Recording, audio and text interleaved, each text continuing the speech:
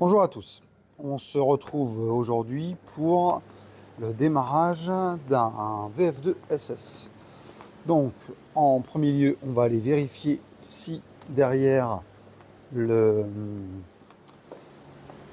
sectionneur est bien sur la position 1, donc là c'est le cas. S'il n'y était pas, vous le remontez, donc s'il était sur 0 vous le remontez. Et ensuite on va aller démarrer sur le pupitre de la machine, le bouton marche et on entend l'armoire électrique être alimentée derrière. Des petits bips à droite à gauche. Et là on va attendre quelques petites minutes que le directeur de commande démarre. Donc on peut en profiter pendant ce temps-là pour regarder l'ergonomie de la machine. Donc voilà, on a différentes choses. La broche, l'outil, l'étau, la table et tout ce qu'il faut pour travailler. Donc là c'est un VF2 SS avec 30 outils. Les 30 outils on peut pas les voir. En fait on a un accès sur le côté mais c'est pas tout à fait facile de voir. Voilà exactement où sont chargés les outils, ils sont là. Voilà. Ok. Donc ça c'est pour le démarrage. Donc on voit que le DCN est en train de démarrer gentiment. Ok.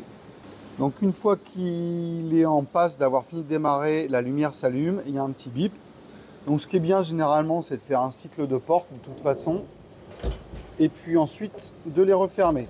On vérifie bien qu'il n'y ait pas de clé qui a été oubliée sur les étaux pour être sûr qu'il n'y ait pas de choc durant la prise de référence. Donc après il suffit de lire en fait, ouverture de la porte, ça c'est fait. Mettre arrêt d'urgence, libérer l'arrêt d'urgence. Donc là on va sur la droite et on le libère. Ok. Après un power up. Donc cette touche là pour alimenter en fait la machine alimenter les axes de la machine et faire les prises de référence. Vous voyez que là tout se déplace. Là il fait sa référence sur X.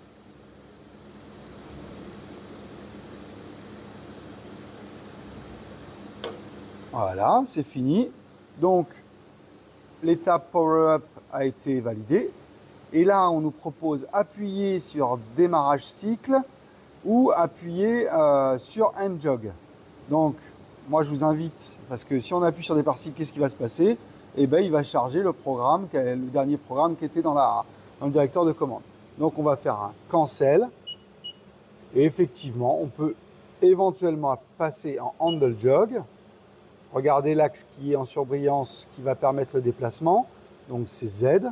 Et dégager peut-être un peu les axes. Voilà. Donc vous ferez bien attention quand vous êtes en handle jog, il y a des incréments de déplacement.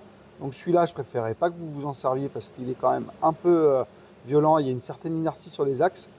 Donc vaut mieux rester en 0,1. Et donc après, voilà, on bouge un petit peu les axes de la machine.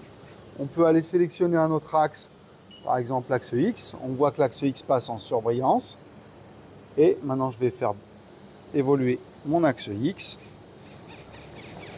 Voilà. Voilà pour le démarrage de la machine. Rien de bien compliqué. On se retrouve plus tard pour la suite.